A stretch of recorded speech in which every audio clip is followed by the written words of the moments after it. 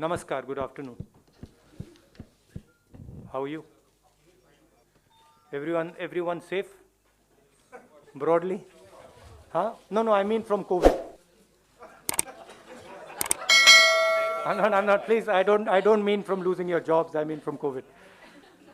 No. So I want to, मैं आज जो किसानों की समस्या है,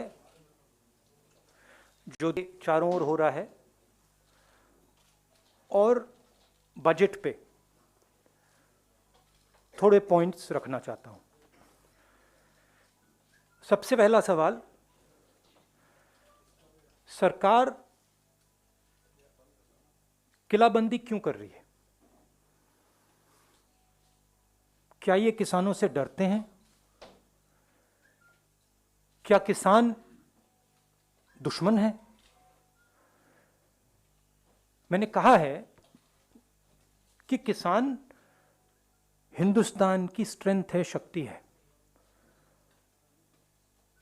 और इसको दबाना, मारना, धमकाना सरकार का काम नहीं है। सरकार का काम किसान से बात करने का है और इस समस्या को रिजॉल्व करने का है।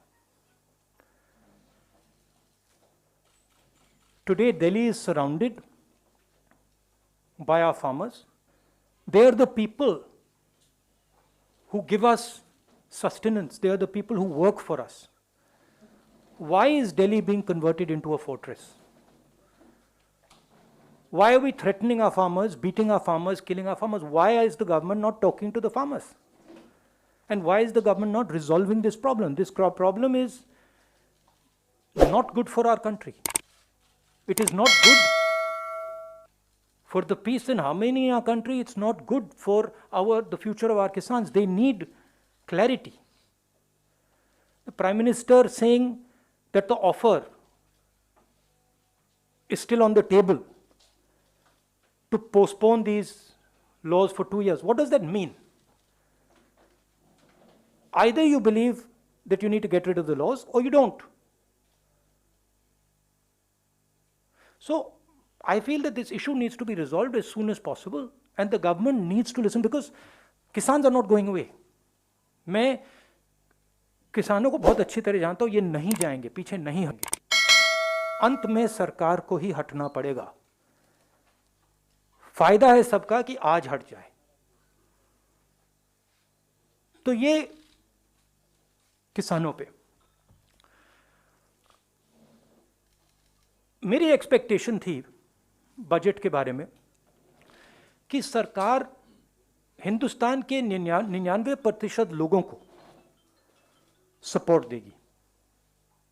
ये बजट 1% आबादी का बजट है। जो हमारे स्मॉल एंड मीडियम इंडस्ट्री के लोग हैं, जो हमारे वर्कर्स हैं, किसान हैं, जो हमारी फोर्सेस हैं, उन सब से आपने पैसा छीन कर लेकर उन्हीं 5, 10, 15 लोगों के पॉकेट में डाल दिया है। आप प्राइवेटाइजेशन की बात कर रहे हैं, वो भी फायदा को मिलेगा।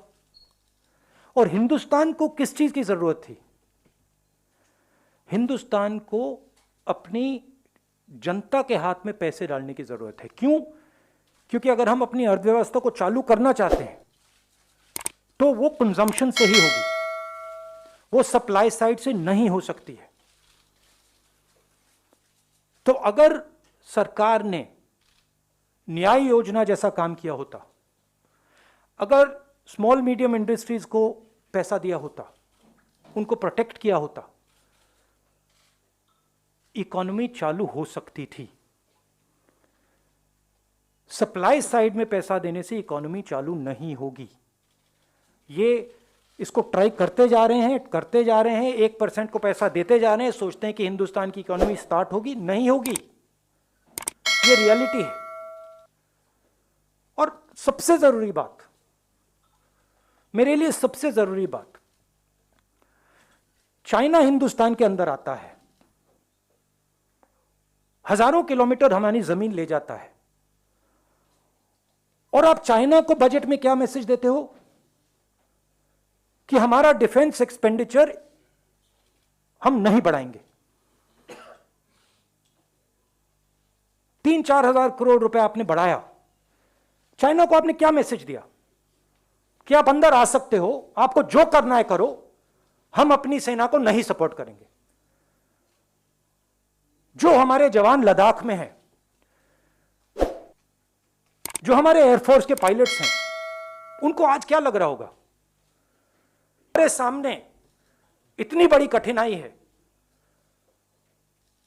और हमारी सरकार फोर्सेस को पैसा नहीं दे रही है, और जो हमारा है फोर्सेस का है वो उन्हीं 5-10 लोगों को पैसा दिया जा रहा है। इससे देश को फायदा नहीं होने वाला है। मैं दोहरा रहा हूं, इससे देश को फायदा नहीं हो रहा है। इस समय फोर्सेस की कमिटमेंट 100% है, सरकार की कमिटमेंट 110% होनी चाहिए। मतलब जो भी हमारी सेना को चाहिए, जो भी हमारी एयरफोर्स को चाहिए, जो भी हमारी नेवी को चाहिए, सरकार को देना चाहिए। ये कौन सी देशभक्ति है कि सर्दी में लद्दाख में हमारी सेना खड़ी है और आप उनको पैसा नहीं दे रहे हो? ये कौन सा नेशनलिज्म है?